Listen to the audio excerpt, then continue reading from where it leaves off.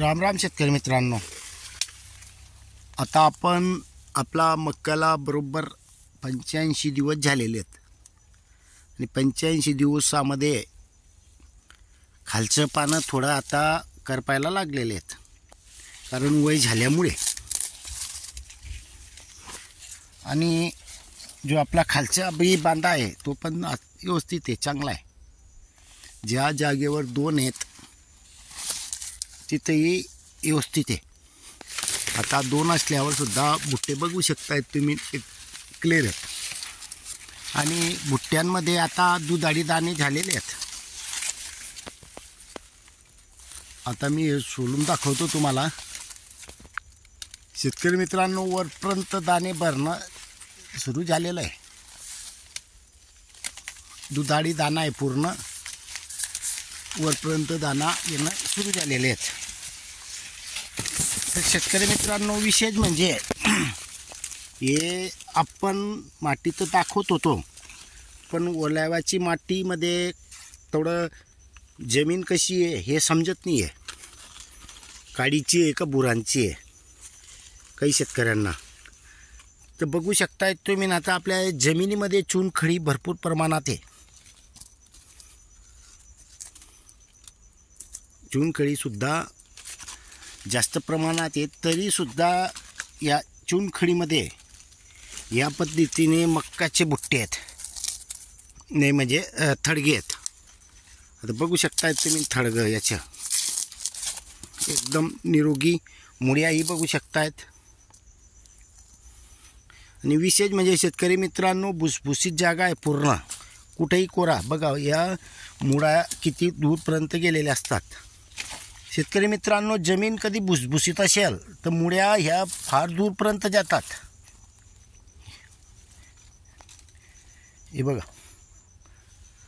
जवळपर्यंत झाड नाही आहे, हे पण भरपूर दूर आहे. 1.5 फुटापर्यंतच्या वर येईल, हे पण 1.5 फुटाच्या पुढे जाईल, तरी बी मुळ्या बघा. आणि वरतून आपल्याला असं वाटत असेल कोरडावा आहे, पण आतमध्ये पूर्ण ओलावा असतो.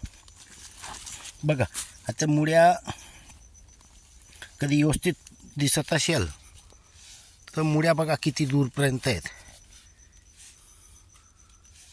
तर शेतकरी मित्रांनो, विशेष म्हणजे आपण याला बुरशीनाशक म्हणून काही एक दिलेलं बी नाही आहे, कारण आपलं एस कल्चर जाडमीठ हे बुरशीवर जास्त काम करते, हे भरपूर शेतकऱ्यांनाही अनुभव आहे. यामुळे आपल्याला मुळ्यांवर बी काम करण्याची गरज पडत नाही. शेतकरी मित्रांनो, जमिनीची जी पोत असते ती बघू शकता तुम्ही कशा पद्धतीने जमीन होते.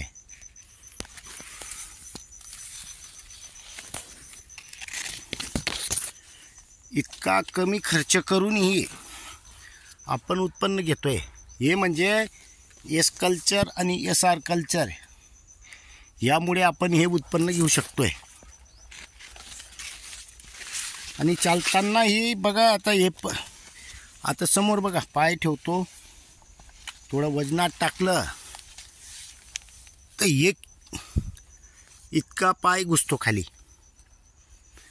या जागेवर आता इथे ओलावा नाही आहे, तरी आपण इथेही पाय ठेवला तरी जमिनीच्या आत पाय जातो. तर शेतकरी मित्रांनो, जमीन ही आपली भुसभुशीत पण होते, आपले पिकंही मजबूत येत आहेत.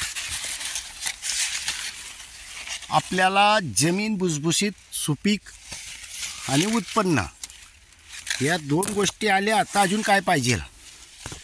जमीन भुसभुशीत असेल तर उत्पन्न येणार आहे. उत्पन्न कमी खर्च करून उत्पन्न येणं हे महत्त्वाचे आहे. शेतकरी मित्रांनो, हे थोडं फाड सुटलेला होता, तर जास्त म्हणजे 7-1 फूट असेल हा. तर आपण थोडं कांदा लागवड केलेली इथे, पण बुट्ट्यांचे कधी इथं साईज पाहिली तर बुट्टे तर जबरदस्त आहेत.